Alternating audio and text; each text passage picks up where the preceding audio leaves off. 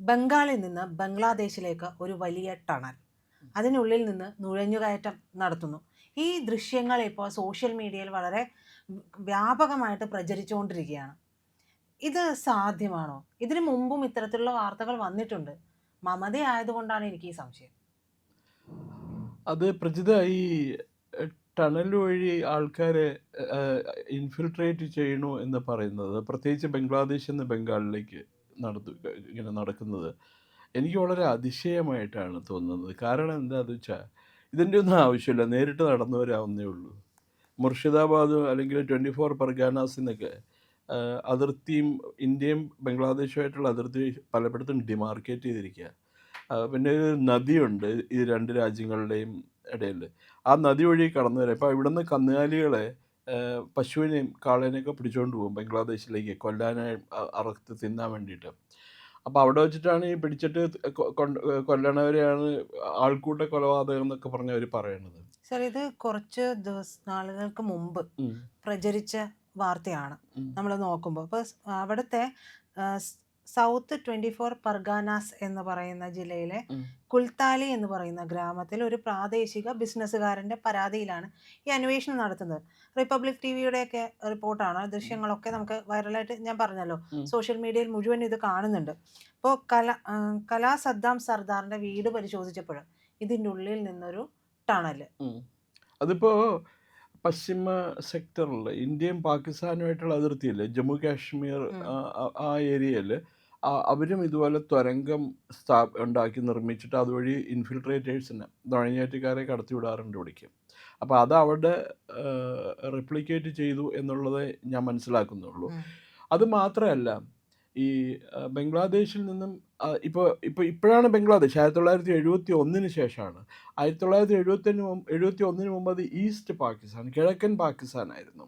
അവിടെ നിന്നും അനധികൃതമായിട്ട് ആയിരക്കണക്കിന് അഭയാർത്ഥികളാണ് അല്ലെങ്കിൽ നുഴഞ്ഞുകയറ്റക്കാരാണ് ബംഗാളിലേക്കും ആസാമിലേക്കും വന്നത്. ഇപ്പോൾ ആസാമിൽ ഇത്രമാത്രം ഒരു മുസ്ലിം ജനസംഖ്യ വർദ്ധിക്കാൻ കാരണം ഈ ബംഗ്ലാദേശിൽ നിന്നുള്ള നുഴഞ്ഞുകയറ്റക്കാരെ കൊണ്ടാണ്. അതേപോലെ തന്നെ ബംഗാളിലും ഈ മുസ്ലിം നുഴഞ്ഞുകയറ്റക്കാർ, ബംഗ്ലാദേശിൽ നിന്നും വന്ന നുഴഞ്ഞുകയറ്റക്കാരെ കൊണ്ടാണ് ഈ ശല്യം ഉണ്ടാക്കിയിരിക്കുന്നത് മുഴുവനും.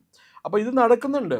ഇപ്പോൾ ഈ കോൺഗ്രസ് ഭരണകാലത്ത് ബോർഡർ സെക്യൂരിറ്റി ഫോഴ്സ് ഉണ്ട്, അതിർത്തി സംരക്ഷണ സേന. അവരാണ് പാകിസ്ഥാൻ ഈ ബംഗ്ലാദേശും ഇന്ത്യയുമായിട്ടുള്ള അതിർത്തി കാവൽ നിൽക്കുന്നവരാണ്. ബോർഡർ സെക്യൂരിറ്റി ഫോഴ്സ് എന്ന BSFനെ കോൺഗ്രസ് ഭരണകാലത്ത് വിളിച്ചിരുന്നത് ബോർഡർ സെല്ലിംഗ് ഫോഴ്സ് എന്നാണ്. അതിർത്തി വിൽക്കുന്ന സൈന്യം എന്നാണ് നമ്മുടെ ബംഗാളിലും അതുപോലെ ആസാമിലുള്ള ജനങ്ങൾ വിളിച്ചിരുന്നത്. കാരണം പൈസ മേടിച്ചു കൊടുത്തിട്ട് അവരെ അകത്തേക്ക് കടത്തിവിടും. അത് മാത്രമല്ല, നമുക്കൊരു മുൻ പ്രസിഡൻ്റ് ഉണ്ടായിരുന്നു, ഫക്രുദ്ദീൻ അലി അഹമ്മദ് എന്ന് പറഞ്ഞ്. പ്രജിതയൊക്കെ ജനിക്കുന്നതിന് മുമ്പ് അയാൾ പ്രസിഡൻ്റായി 2 വർഷം കഴിഞ്ഞപ്പോൾ ചത്തും പോയി, ഹാർട്ട് അറ്റാക്ക് വന്ന്. അയാൾ ആസാമിയാണ്, എല്ലാ അർത്ഥത്തിലും ആസാമിയാണ്. ആസാമിൽ ജനിച്ചു. പിന്നെ ചില ആൾക്കാരെ പറ്റി നമ്മൾ പറയില്ല, അവൻ ആസാമിയെന്ന് പറയില്ലേ, ഇയാൾ എല്ലാ അർത്ഥത്തിലും ആസാമിയായിരുന്നു. അപ്പം ആസാം ഒരു മുസ്ലിം മെജോറിറ്റി സ്റ്റേറ്റ് ആക്കുന്നതിന് വേണ്ടിയിട്ട് അയാൾ ബംഗ്ലാദേശിൽ നിന്നും, അതായത് കിഴക്കൻ പാകിസ്ഥാനിൽ നിന്നും ധാരാളം പേരെ, ലക്ഷക്കണക്കിന് പേരെ അയാൾ ആസാമിലേക്ക് കൊണ്ടുവന്നിട്ടുണ്ട്. അങ്ങനെയാണ് ആസാമിൽ ഈ മുസ്ലിങ്ങൾ വന്ന് നിറഞ്ഞത് മുഴുവനും. കാരണം എന്താണെന്ന് വെച്ചാൽ മുസ്ലിംസ് വന്നു കഴിഞ്ഞാൽ ഒരു വോട്ട് ബാങ്കായിട്ട് ഉപയോഗിക്കാം അവരെ. അവർ ഇയാൾക്കേ വോട്ട് ചെയ്യുള്ളൂ. അപ്പോൾ ഇയാൾക്ക് ഇങ്ങനെ ആസാം മുഖ്യമന്ത്രിയാവാം, കാലക്രമേണ ഇന്ത്യൻ പ്രധാനമന്ത്രിയാവാം. മമതയും ഇത് തന്നെയായിരുന്നല്ലോ ചെയ്തുകൊണ്ടിരുന്നത്. മമത തന്നെ, മമതയ്ക്ക് പെരിച്ചാഴിയുടെ സ്വഭാവമാണ്. ഈ അവർ പ്രസംഗിക്കുമ്പോൾ കണ്ടിട്ടില്ല, ഓടിപ്പാഞ്ഞുകൊണ്ട് നടന്നല്ലേ പ്രസംഗിക്കുള്ളൂ അവർ. അവർക്ക് ഈ ഒരു പെരിച്ചാഴിയുടെ അല്ലെങ്കിൽ ഈ ചുണ്ടലിയുടെ സ്വഭാവമാണ് അമ്മയ്ക്ക്. അപ്പൊ അവര് എൻകറേജ് ചെയ്തിട്ടുണ്ടാവും. SIR വന്ന സമയത്ത് SIR വരുമ്പോൾ മമതയെ സംബന്ധിച്ച് ഏറ്റവും വലിയ ആദ്യം ഉണ്ടായിരുന്നത് തന്നെയാണ്. കാരണം അവരുടെ പ്രധാനപ്പെട്ട വോട്ട് ബാങ്ക് ആണ് ഈ SIRൽ പെടാതെ പുറത്താക്കപ്പെടുന്നത്. അതിനെതിരെയാണ് മമത പ്രതികരിച്ചത് മുഴുവനും. ഇപ്പോ ബംഗാളിലെ സ്ഥിതി വെച്ച് നോക്കുകയാണെങ്കിൽ BJPക്ക് വലിയ മുന്നേറ്റമാണ്. അതെ, 91 ലക്ഷം അനധികൃത കുടിയേറ്റക്കാരെയാണ് വോട്ടേഴ്സ് ലിസ്റ്റിൽ നിന്ന് പുറത്താക്കിയത്. കുറച്ചുപേരെ റീഇൻസ്റ്റാൾ ചെയ്തിട്ടുണ്ട്. പക്ഷേ 90 ലക്ഷം പേര് ബംഗ്ലാദേശിൽ നിന്നും വന്ന നുഴഞ്ഞുകയറ്റക്കാർ ബംഗാളിലുണ്ട് എന്നുള്ളത് ഒരു എന്താ പറയുക ഭയാനകമായ അവസ്ഥയാണ്. പക്ഷേ അതിൽ കാര്യം നമ്മുടെ ഇവിടുത്തെ ലിബറൽ രാഷ്ട്രീയ പാർട്ടിക്കാരും, അതായത് പ്രത്യേകിച്ച് കോൺഗ്രസും CPM-ഉം CPI-യും ഇവരൊക്കെ ഈ മുസ്ലിം ലീഗും അതുപോലെ തന്നെ SDP ഒക്കെ അവരെ സപ്പോർട്ട് ചെയ്യണവരാണ്. അവർ കുഴപ്പമില്ല, അവർ വന്നിട്ട് അവരൊക്കെ ഇവിടുത്തെ ആൾക്കാർ തന്നെയാണെന്നാണ് പറയുന്നത്. അപ്പോൾ ഒരു എന്താ, ഞാനൊരു സ്ത്രീയുടെ പേര് ഹുമായൂൺ കബീറിൻ്റെ മറ്റേ മകൻ്റെ ഭാര്യ എന്തൊരു പെണ്ണുണ്ട് കാശ്മീരി, 80 വയസ്സുള്ള ഒരു യുവ സുന്ദരി. അപ്പോൾ അവരും കഴിഞ്ഞ ദിവസം പറഞ്ഞിട്ടുണ്ടായിരുന്നു ബംഗ്ലാദേശ് എന്ന് പറഞ്ഞാൽ അവരൊക്കെ ഇന്ത്യക്കാർ തന്നെയാണ്, അവരിവിടേക്ക് വന്നൊന്നും എഴുതി ഒരു കുഴപ്പമില്ലാന്ന്. എന്നാൽ 4 ബംഗ്ലാദേശുകാരെ അവരവരുടെ വീട്ടിൽ കൊണ്ട് താമസിപ്പിക്കുമോ? അവർക്ക് അപ്പം അവനവൻ്റെ കാര്യത്തിൽ അവർക്ക് പേടിയില്ല. അപ്പം ഈ നമ്മുടെ ഈ പൂർവ്വ ഭാരതത്തിലെ കിഴക്കൻ ഭാരതത്തിലെ ജനസംഖ്യയിലോ ഡെമോഗ്രഫിയിൽ ഒരു വൻ വ്യതിയാനം വന്നുകൊണ്ടിരിക്കുകയാണ്. അതുകൊണ്ടാണ് ഈ SIR ഒക്കെ വേണ്ടി വരുന്നത് നമുക്ക്. ഇപ്പം അമേരിക്ക തന്നെ അവർക്ക് സേവ് എന്ന് പറഞ്ഞൊരു സിസ്റ്റം കൊണ്ടുവന്നിട്ടുണ്ട്, പുതിയ നിയമം കൊണ്ടുവന്നിട്ടുണ്ട്, safe guarding American voters eligibility എന്ന് പറയും. അതായത് അമേരിക്കൻ തെരഞ്ഞെടുപ്പിൽ വോട്ട് ചെയ്യുന്ന ആൾക്കാരുടെ ഇൻട്രസ്റ്റ് താല്പര്യപ്പെടുത്തുന്നതിന് അമേരിക്കൻ സിറ്റിസൺഷിപ്പ് ഉള്ള ആൾക്കാർക്ക് മാത്രമേ അമേരിക്കയിലെ ഫെഡറൽ തെരഞ്ഞെടുപ്പിൽ വോട്ട് രേഖപ്പെടുത്താൻ പറ്റുള്ളൂ. അവിടെ ചെന്ന് ഈ പറഞ്ഞ കഴിഞ്ഞ ദിവസം നമ്മൾ സംസാരിച്ചില്ലേ മൈക്കിൾ സാവേജ് എന്ന് പറഞ്ഞ ഒരാളുടെ, അവർ പറഞ്ഞില്ലേ എന്താ പ്രഗ്നൻ്റ് ആയിട്ടുള്ള പെണ്ണുങ്ങളൊക്കെ അമേരിക്കയിൽ പോയിട്ടാണ് പ്രസവിക്കുന്നത്. സോ ദാറ്റ് ഇപ്പോഴത്തെ നിയമം അനുസരിച്ച് ആ കുട്ടി അമേരിക്കൻ സിറ്റിസൺ ആവും. അച്ഛനും അമ്മയും അമേരിക്കൻ സിറ്റിസൺ അല്ലെങ്കിൽ കൂടി ആ കുട്ടി അച്ഛൻ അമേരിക്കൻ സിറ്റിസൺ ആവും. എന്നിട്ട് എന്ത് പറ്റും, അമേരിക്കൻ പൗരന്മാർക്കുള്ള സോഷ്യൽ സെക്യൂരിറ്റി മുഴുവൻ ആ കുട്ടിക്ക് കിട്ടും. ഒരു എക്സ്ട്രാ ബേർഡനാണ് അമേരിക്ക. ഇത് തന്നെയാണ് ഈ ബംഗ്ലാദേശിൽ നിന്ന് നുഴഞ്ഞു കയറി നമ്മുടെ രാജ്യത്തേക്ക് വരുന്നവരും ചെയ്തുകൊണ്ടിരിക്കുന്നത്. ഇവർക്ക് വേണ്ടിയിട്ട് പ്രത്യേകം, അതായത് കരമാർഗം വരുന്നത്, അതല്ലാതെ മല വഴി കയറി വരുന്നത്, അങ്ങനെയുള്ള ഓരോ സെഷനായിട്ട് കൊണ്ടുവരുന്നവർക്ക് ഓരോ തരത്തിലാണ് വേതനം ലഭിക്കുന്നത്. അതിനു വേണ്ടി ഉണ്ട്. നമുക്കറിയാം TCS-ഉമായി ബന്ധപ്പെട്ടുള്ള വിഷയം വന്നപ്പോൾ അവർക്ക് എങ്ങനെയാണ് ഈ നുഴഞ്ഞു അവിടെയുള്ളവർക്കൊക്കെ എങ്ങനെയാണ് ആധാർ കാർഡുകൾ പോലും ലഭ്യമാക്കുന്ന ഇതിൻ്റെ കാര്യങ്ങൾ ചെയ്തുകൊണ്ടിരുന്നത് TCS ആയിരുന്നു. അപ്പോൾ അവിടെയാണ് നുഴഞ്ഞുകയറ്റക്കാരുണ്ടായത്. അതായത് നമ്മുടെ രാജ്യത്തിനെതിരെ പ്രവർത്തിക്കുന്ന നിതാ ഖാൻ ഉൾപ്പെടെയുള്ളവർ വർക്ക് ചെയ്ത സ്ഥാപനമാണ്. ഇവിടെ ഈ പറയുന്ന ആധാർ കാർഡ് ഉൾപ്പെടെ ചെയ്തു കൊടുക്കാനായിട്ട് ഇത്തരത്തിൽ ബംഗാളിലും വിങ്സും ഉണ്ട്. ഈ ആളുകളൊക്കെയാണ് അവിടെ ഉണ്ടായിരുന്നത്. നിലവിൽ ഇത്തരത്തിലുള്ള ഇപ്പോൾ നമ്മൾ വാർത്ത അടിച്ചു നോക്കുമ്പോൾ ഇതിപ്പോൾ 40 മീറ്റർ നീളമുള്ള തുരങ്കമാണ്. മറ്റൊരു വാർത്തയിൽ 80 മീറ്റർ നീളമുള്ള തുരങ്കം.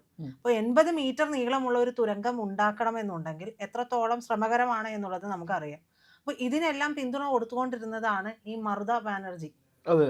ഇവരുടെ സപ്പോർട്ട് എന്തായാലും ഇത്തവണ ക്ലീൻ ചെയ്യില്ലേ? തീർച്ചയായിട്ടും. അത് മാത്രമല്ല പ്രജിത, ഇത് ബംഗാളിലെ മാത്രം പ്രശ്നമല്ല. ഇപ്പോൾ ഈ കേരളത്തിൽ നമ്മുടെ എറണാകുളം ജില്ലയ്ക്കും കോട്ടയം ജില്ലയ്ക്കും ഇടയിലുള്ളൊരു പഞ്ചായത്തുണ്ട്, ഒരു പാമ്പാടി പഞ്ചായത്ത് എന്ന് വെച്ചാൽ പറഞ്ഞാൽ. അവിടെ ഈ എന്താ അവരെ വിളിക്കണേ, മറ്റേ അതിഥി തൊഴിലാളികൾ എന്ന് പറയുന്ന ഒരു ഗ്രൂപ്പ് ഉണ്ടല്ലോ. അതിൽ 5000-ത്തിലധികം പേര് അനധികൃതമായിട്ട് ബംഗ്ലാദേശിൽ നിന്ന് കുടിയേറി പാർത്ത തൊഴിലാളികളാണ്. അവരുടെ കയ്യിലുള്ള ആധാർ കാർഡും വോട്ടേഴ്സ് ഐഡൻറ്റിറ്റി കാർഡും മേടിച്ച് നോക്കിക്കഴിഞ്ഞപ്പോൾ എല്ലാം വ്യാജ നിർമ്മിതമായ കാർഡുകളാണ്. ഇത് കോവിഡിൻ്റെ സമയത്ത് വന്ന വാർത്തയാണിത്. അന്ന് തന്നെ അത്രയും പേരുണ്ടായിരുന്നു. ഞാൻ താമസിക്കുന്ന പെരുമ്പാവൂരിൽ 2 ലക്ഷം പേരുണ്ട് അവിടെ ഈ ബംഗാളി എന്ന ലേബലിൽ താമസിക്കുന്നവർ. അതിൽ 1.5 ലക്ഷം പേരെങ്കിലും ബംഗ്ലാദേശുകാരാണെന്ന് ഇവരെ എംപ്ലോയ് ചെയ്തിട്ടുള്ള ആൾക്കാർ പറയുന്നുണ്ട്. കാരണം പെരുമ്പാവൂർ ചുറ്റുവട്ടത്തുമായിട്ട് 900-ത്തിലധികം പ്ലൈവുഡ് ഫാക്ടറികളുണ്ട്. ഈ പ്ലൈവുഡ് ഫാക്ടറികളിൽ ജോലി ചെയ്യുന്നവർ മുഴുവനും ബംഗാളിൽ നിന്ന് വന്നവരാണ് എന്ന് അവകാശപ്പെടുന്നവരാണ്. ബംഗാളികൾ മാത്രമല്ല, റോഹിംഗ്യ മുസ്ലിംസ് ഉണ്ട് അവിടെ. അവർ വന്നു കഴിഞ്ഞാൽ പിന്നെ ബംഗാളിൽ ഈ പെരുമ്പാവൂർ നഗരത്തിലെ ക്രമസമാധാന നില വളരെ അപകടത്തിലാണ്. പിന്നെ വേറൊരു പ്രശ്നമുള്ളത്, നമുക്ക് ഞെട്ടിപ്പിക്കുന്ന വേറൊരു ഇതുള്ളത്, ഈ ബംഗ്ലാദേശിൽ നിന്നൊക്കെ എയ്ഡ്സ് ബാധിതരായ വനിതകളെ കുറേ പേരെ കൊണ്ടുവന്ന് പലയിടത്തും ഇറക്കിയിട്ടുണ്ട്. പെരുമ്പാവൂർ മാത്രമല്ല, കേരളത്തിൻ്റെ വിവിധ ഭാഗങ്ങളിൽ. ഇത് ഒരു എന്താ പറയണേ, ബയോളജിക്കൽ വാർഫെയറിൻ്റെ ഒരു മെത്തേഡാണിത് കണ്ടുപിടിച്ചിരിക്കുന്നത്. എത്ര ബംഗ്ലാദേശി വനിതകളാണ് പെരുമ്പാവൂരൊക്കെ ഉള്ളതെന്നറിയാമോ? ഒരു ലിമിറ്റേഷനും ഇല്ല, ഒന്നുമില്ല. നമ്മൾ നടന്നു പോകുമ്പോൾ അവർ റോഡ് സൈഡിൽ നിന്ന് മദ്യപിക്കുകയും പിന്നെ എന്താ പറയണത്, ഈ മയക്കുമരുന്ന് ഉപയോഗിക്കുകയും കാണാം. അപ്പോൾ അവർ സിഗരറ്റായിരിക്കും വലിക്കണമെന്ന് പറയും. സിഗരറ്റൊന്നും അല്ല വലിക്കണം, നമുക്ക് കണ്ടു കഴിഞ്ഞാൽ കോമൺ സെൻസ് ഇല്ലേ. അപ്പോൾ ഇതൊരു വൻ ഗൂഢാലോചനയുടെ ഭാഗമാണ്. ഇതിന് പ്രധാന ഇത് ഈ ബംഗ്ലാദേശിൽ നിന്ന് ഇങ്ങനെ നുഴഞ്ഞേറ്റം ഇന്ത്യയിലേക്ക് നടക്കുന്നത് CPM-ൻ്റെ കാലത്താണ്. CPM തുടങ്ങി അതിന് ശക്തി പ്രാപിച്ചത് മമതാ ബാനർജി വന്നു കഴിഞ്ഞപ്പോഴാണ്. അവിടെ ഈ ഇരു രാജ്യങ്ങളും തമ്മിലുള്ള അതിർത്തി അവിടെ ഫെൻസിങ് ചെയ്യാനായിട്ട് മതിൽ കെട്ടുമോ വേലി കെട്ടുമോ സ്റ്റീൽ ഫെൻസിങ് ഒക്കെ ചെയ്യുമെന്ന് പറഞ്ഞിട്ടുണ്ടെങ്കിലും പൂർണ്ണമായിട്ട് അത് ചെയ്യാൻ സാധിച്ചിട്ടില്ല. അതിൽ സംസ്ഥാന ഗവൺമെൻറ്റിനാണ് കൂടുതൽ ഉത്തരവാദിത്വം ഉള്ളത്. അവർ സമ്മതിക്കാത്തത് കൊണ്ടാണ് ഈ ഫെൻസിങ് പൂർത്തിയാവാത്തത്. ഇതിനെ നുഴഞ്ഞുകയറ്റം പ്രോത്സാഹിപ്പിക്കാൻ വേണ്ടിയിട്ടാണ് ഈ ഫെൻസിങ് പൂർത്തിയാക്കാത്തത്. പ്രിയപ്പെട്ട പ്രേക്ഷകരെ, ഞങ്ങൾ ഇന്ത്യ ലൈവ് പതിവുപോലെ നമ്മൾ പറയുകയാണ്, മാധ്യമങ്ങളിൽ വരാത്ത, മറ്റു മാധ്യമങ്ങൾ പറയാത്ത വാർത്തകളാണ് നിങ്ങളുടെ മുന്നിലേക്ക് കൊണ്ടുവരുന്നത്. ഇത് പറയാൻ ഞങ്ങൾക്ക് പ്രേരണയും ശക്തിയും നിങ്ങളാണ്. നിങ്ങൾ ഞങ്ങളുടെ കൂടെ ഉണ്ടാവണം. ഞങ്ങളുടെ ചാനൽ സബ്സ്ക്രൈബ് ചെയ്യണം. നമുക്കൊരു ചാനൽ കൂടിയുണ്ട്, C4N, C4N മലയാളം. നമ്മൾ ഈ തെരഞ്ഞെടുപ്പൊക്കെ ആയതുകൊണ്ട് കൂടുതൽ വാർത്തകൾ നമ്മുടെ ഈ പ്ലാറ്റ്ഫോമിൽ തന്നെ കൊടുക്കാൻ കഴിയാത്തതുകൊണ്ടാണ് C4N പുതിയ വാർത്തകൾ കൊടുക്കുന്നത്. അപ്പോൾ ആ ചാനലും കൂടി ഒന്ന് സബ്സ്ക്രൈബ് ചെയ്യണം. ഇന്ത്യ ലൈവ് ഉറപ്പായിട്ടും ചെയ്യണം. C4N കൂടെ, C4N, C എന്ന് പറഞ്ഞാൽ ക്രെഡിബിൾ, ഫോർ N നേഷൻ, രാജ്യം. നമ്മുടെ രാജ്യത്തിന് വേണ്ടിയാണ്. രാജ്യം വിട്ട് ഒരു കാര്യവും ഇന്ത്യ ലൈവിനില്ല. അതുകൊണ്ട് ഞങ്ങളുടെ കൂടെ ഉണ്ടാവണം എന്നുകൂടി അഭ്യർത്ഥിക്കുന്നു.